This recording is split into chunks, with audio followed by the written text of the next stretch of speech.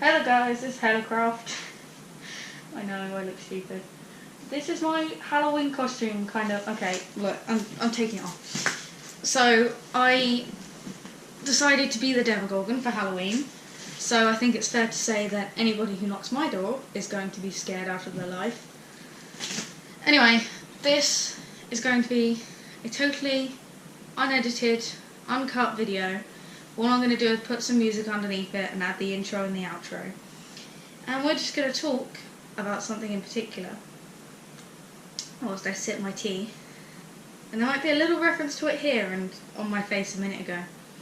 Stranger Things Season 2 came out. That's right, everybody's favourite TV show. Except it's not, because not everybody even knows what it is, but you know. On Friday the 27th, Stranger Things Season 2 came out. I had my friends round for 3 days straight. So we could re-watch Season 1 and then watch Season 2 the day it came out. And here's my opinion on it. Basically, I thought about it for a very long time, and I cannot find a way to fault this film at all. Series, not a film. It was just so good in every way. Like, I really feel like the character development was very good. Like, you see that they are older than they were in the first season. You see the differences between them then, and basically they went through puberty, is what I'm saying.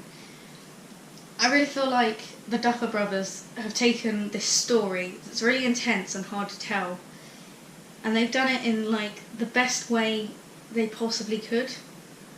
And obviously there's always the worry, like when you make a first season and then you make another season, people tend to worry that the next ones are not going to be so good. But if anything, I'd say it was even better. It was amazing. I'm not supposed to use that word because everybody uses that word. It was incredible. There we go. So, the main plot line, spoiler alert, if you haven't seen Stranger Things Season 2, turn this off right now, go and watch it. If you haven't seen Season 1 either, watch that first, and then you can come back to this video, because I'm going to give you a hella load of spoilers. So, the main plot line is that Will, who in the first film was taken to the Upside Down by the Demogorgon, is now experiencing the effects of having been to the Upside Down. Our theory is that he is now part Demogorgon, which is why he can kind of go into the Upside Down.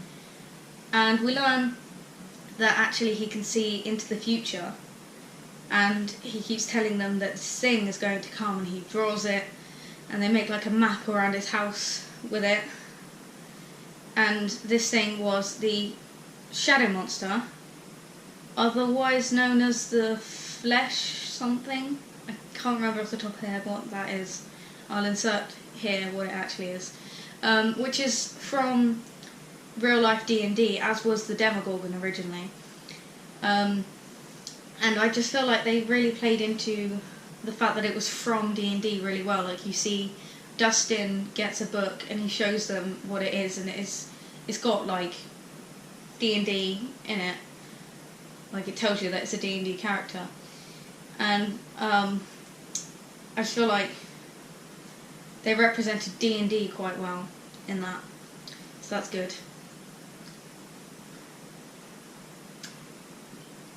One of my favourite scenes is Dustin when he goes to the library to take out some books. And the librarian tells him you can only have 5.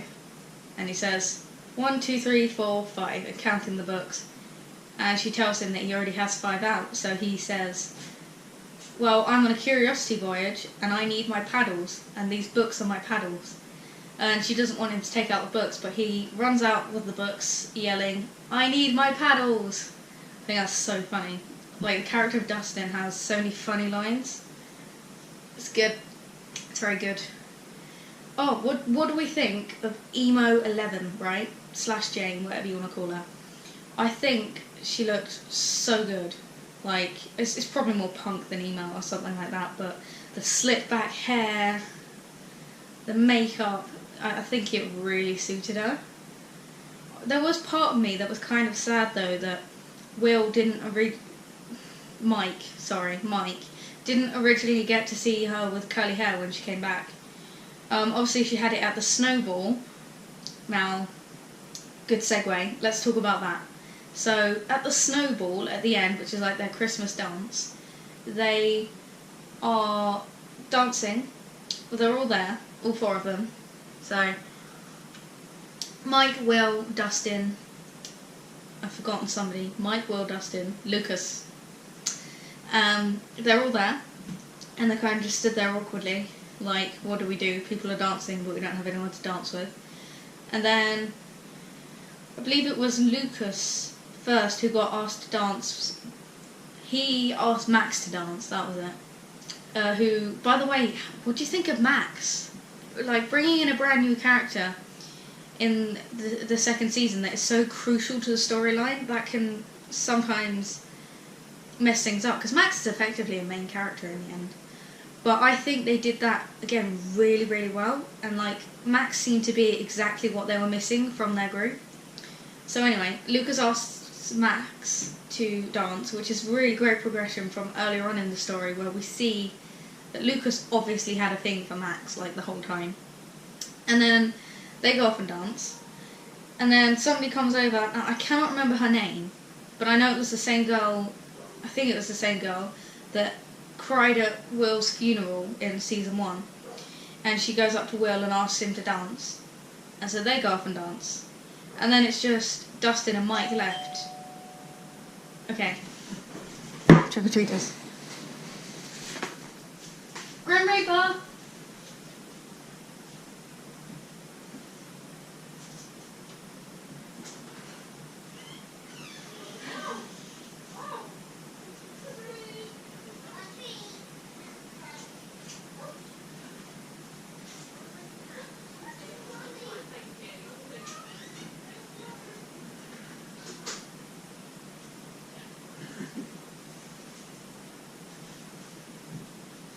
Okay, I did promise this was going to be uncut, so you can just witness that there. Okay, so, where was I? Ah yes, the snowball. So it's just Mike and 11 left, and the whole series we've been wondering, will Mike and 11 get to dance at the snowball? Because Mike asks her in season 1 if she wants to dance at the snowball, and there's kind of a bit of a tension between them. And we're all here, we're watching, it's the last episode, and we all want to know, will they dance together? They don't tell us yet, do they? So, Dustin sees that his 2 friends, Will and Lucas, have gone off and found someone to dance with. So he turns to Mike and tells him that he's going to go and find someone. And he goes up to these group of pretentious looking girls and asks one of them to dance. And they kind of just laugh at him and walk away, which is sad. And then, a little bit later on, we see him sat on his own crying. And then Nancy, who spotted him earlier, trying to, well, you know, being rejected about dancing, she goes over to him and says, let's go dance. Which I think is so cute, because kind of Nancy had a bit of time being a reject in season 1. And I feel like she really sympathises with Dustin, and they make a good pairing. So that was good. And then we're like, okay, it's just Mike left. They show Mike on his own. And then suddenly the doors open and in comes 11. I feel like that was one of the greatest things in the whole of both of the seasons, was the fact that, like, you think, they leave it as long as possible, so you think that 11's going to be by herself. Sorry, no, you think Mike is going to be by himself with a snowball, and then 11 just like busts in there like, hey, and they dance. And not only do they dance, they kiss. Like, I think me and my friends watching it were just all dying by this point, because we were like, how could they do this to us? But it's really good. Speaking, I said about Max before and adding new characters. I thought the subplot about Max and her brother and what they were going through with their parents' divorce and things like that, I think that was a really good subplot, and it's kind of something that a lot of viewers will be able to relate to. So I like that. But also, talking about adding new characters, there was another new character that was quite crucial, and that was Bob, who was dating Joyce, Will's mum, and he was really cool. I think he was really nice and funny, but I can't believe, and this is a huge spoiler, they killed him off. Like, thinking back on it, I'm sure they only killed one person in the first series, and that was supposedly Barb, who we don't even know is definitely dead. They did kind of show her, and 11 said gone, but like, we can't tell that she's definitely dead. So I was really, really shocked when they killed off Bob. So at the end, they're fighting all these demogorgons, or demodogs, as Dustin calls them. And they are trying to get out of the building. And so they have to unlock the doors because they've like security lockdown or whatever. Bob, being the computer nerd we've seen him be the whole way through the season, goes down and manages to unlock the doors so that they can all escape. And as they're escaping, he's trying to escape, he gets attacked by these demodogs, and then unfortunately they kill him. And it was like, Stranger Things isn't amazingly gory, but they were kind of eating his chest area. And I can't believe, like, they've obviously done it on purpose, the Duffer Brothers, like, it's very clever. But they brought in this new character and made us really love him, and then they ripped him away from us.